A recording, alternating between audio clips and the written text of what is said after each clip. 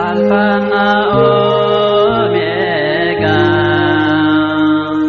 ፈጣሪ ሆንክ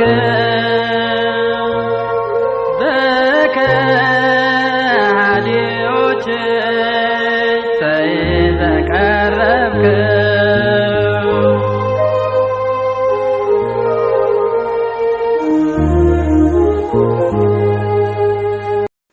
በስመ አብ ወወልድ ወመንፈስ ቅዱስ አሐዱ አምላክ አሜን።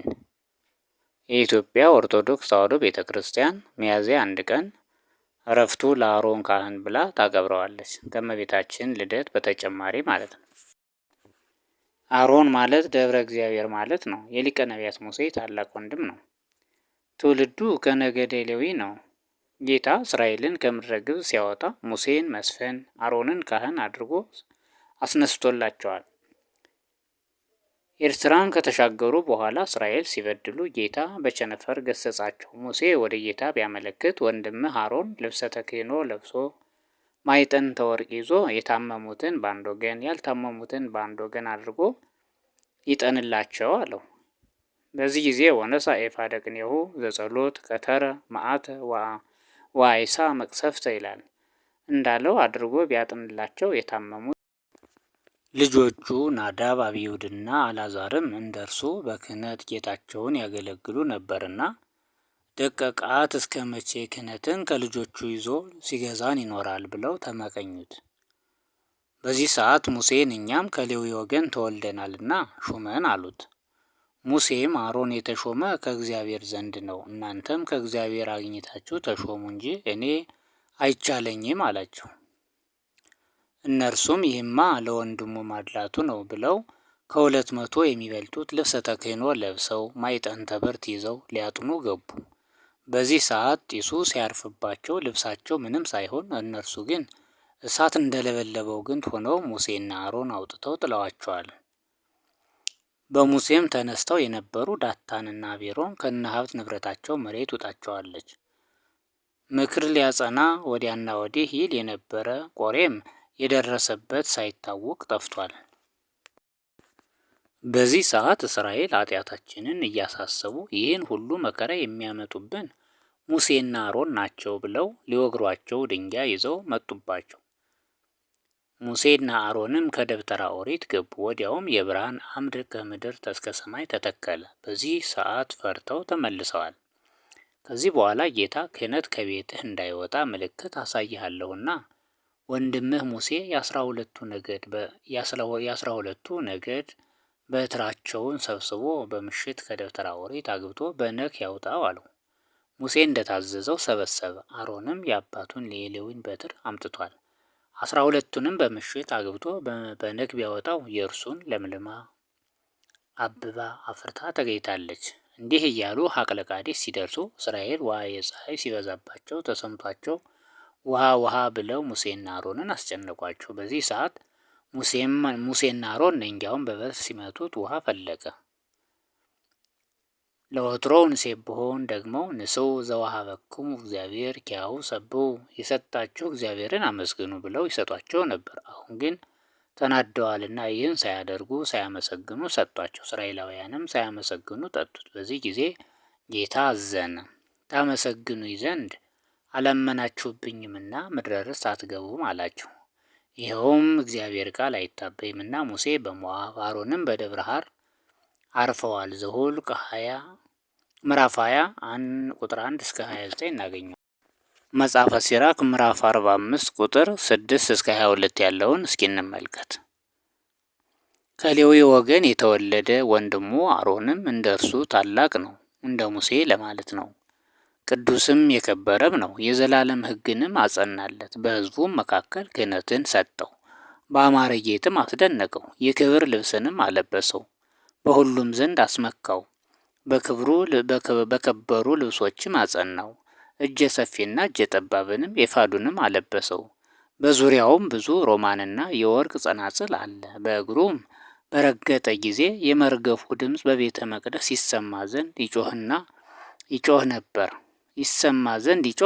ይህም በሕዝቡና ለልጆቹ መታሰቢያ ሆነ። የተለየ ሰማያዊ ሐር ያለበት 4 ብርን 5ኛ ወርቀ ዘቦ ያለበት በነጭ ሐር የተሰራ ልብስንም በሚገባና በእውነት ነገር የተሰራ ልብሰ መትከፍ አለበሰው። የነጭ ሐር የሚሆን ፈትሉ እጥፍ የሆነ ዕንቁም ያለበት የማኅተምም ቅርጽ ያለበት ልብስን በልብስ ላይ እጀ ጠባውም በወርቅ የተሰራ ነው። በየወገናቸው መታሰቢያ ሊሆን በ12ቱ ነገደ እስራኤል ልጆች ቁጥር ልክ የተጻፈ ነው። በማኅተም መልክ አምሳል የተሰራ የወርቅ አክሊልን በዝግራ መጠምጠሚያው ላይ ያደረገለት። የተለየ የክብሩ መመኪያ የሚሆን ተአምራት የሚደረግበት ለዓይን የተወደደ ጌጡ ፈጽሞ ያማረ የወርቅ መጠምጠሚያን በዝግራ መጠምጠሚያው ላይ ያደረገለት። ከእርሱ አስቀድሞ እንደ እርሱ ልብስ ያለ ልብስ አልተሰራም ከልጆቹ ብቻ በቀር፣ ለዘላለም ከዘመዶቹ በቀር እንደ እርሱ የለበሰ የለም። ሁልጊዜ በየዕለቱ የጧትና የማታ መስዋዕት ይሰውለት ዘንድ ሙሴም እጃቸውን ቀባላቸው፣ የተቀደሰውንም ዘይት ቀባው፣ ለዘላለሙም ሕግ ሆነው። ይገዙለት ዘንድ ካህናትም የሆኑት ዘንድ ሕዝቡንም በስሙ ይባርኳቸው ዘንድ ሰማይ ጸንቶ በሚኖርበት ዘመን ልክ ልጆቹ ሕግ ሆናቸው። ለእግዚአብሔር መስዋዕት ይሰዋ ዘንድ የበጎ መዓዛ መታሰቢያም ሊሆን ዕጣንን ያጥን ዘንድ ለሕዝቡም ኃጢአታቸውን ያስተሰርይላቸው ዘንድ ከሕያዋን ሁሉ እርሱን መረጠ። ትእዛዛቱን ሰጠው። ለያዕቆብ ምስክሩን ያስተማረው ለእስራኤልም ሕጉን ያስተምረው ዘንድ ፍርድንና ስልጣንን ሰጠው። ሌሎች ግን ተቃወሙት። የዳታንና የአቤሮን የሆኑ ሰዎች የነቆሬም ሰራዊት በመናደድና በመቆጣት በምድረ በዳ ቀኑበት። እግዚአብሔርም አያቸው፣ ደስም አላሰኙትም። ተቆጥቶም አጠፋቸው። በእነርሱ ላይ ድንቅ ታምራትን አደረገ። በእሳትም አጠፋቸው። ለአሮንም ክብርን ጨመረለት። የእህላቸውንም ቀዳሚያት ዕድል ፋንታ አድርጎ ሰጠው። ለእርሱና ለልጆቹም የሰጣቸውን የእግዚአብሔርን መሥዋዕት ይበሉ ዘንድ የሚያጠግባቸው አስራቱን አስቀድሞ ሰራላቸው። የሕዝቡንም ምድር አልተካፈለም፣ ከሕዝቡም ጋር ርስትን አልወረሰም። እርሱ ራሱ እግዚአብሔር ዕድሉ ርስቱም ነውና። ከቃዴስም ተጓዙ። የእስራኤልም ልጆች ማኅበር ሁሉ በሆር ተራራ ሰፈሩ። እግዚአብሔርም ሙሴንና አሮንን በኤዶምያስ ምድር ዳርቻ ባለው በሆር ተራራ እንዲህ ብሎ ተናገራቸው። አሮን ወደ ወገኑ ይጨመር። በክርክር ውሃ ዘንድ ስላሳዘናችሁኝ ለእስራኤል ልጆች ወደ ሰጠኋት ምድር አትገቡም። አሮንንና ልጁን አልዓዛርን ይዘህ በማኅበሩ ሁሉ ፊት ወደ ሆር ተራራ ላይ አምጣቸው። ከአሮንም ልብሱን አውጣ፣ ልጁንም አልዓዛርን አልብሰው። አሮንም ወደ ወገኑ ይጨመር፣ በዚያም ይሙት። ሙሴም እግዚአብሔር እንዳዘዘው አደረገ። በማኅበሩም ሁሉ ፊት እያዩ ወደ ሆር ተራራ ወጣቸው። ሙሴም የአሮንን ልብስ አወጣ፣ ልጁንም አልዓዛርን አለበሰው። አሮንም በዚያ በተራራው ራስ ላይ ሞተ። ሙሴና አልዓዛርም ከተራራው ራስ ላይ ወረዱ። ማኅበሩም ሁሉ አሮን እንደሞተ ባዩ ጊዜ የእስራኤል ቤት ሁሉ ለአሮን 30 ቀን አለቀሰለት። 30 ቀን አለቀሱ። አነሳስቶ ላስጀመረን አስጀምሮ ላስጨረሰን ለልዑል እግዚአብሔር ክብር ምስጋና ይግባው። ለንጽሕተ ንጹሐን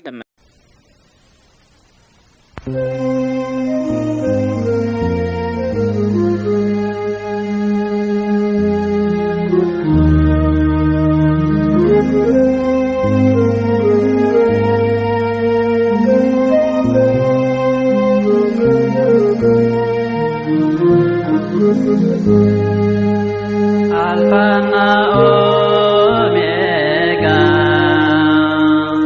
ፈጣሪ የሆንክ በከሃዲዎች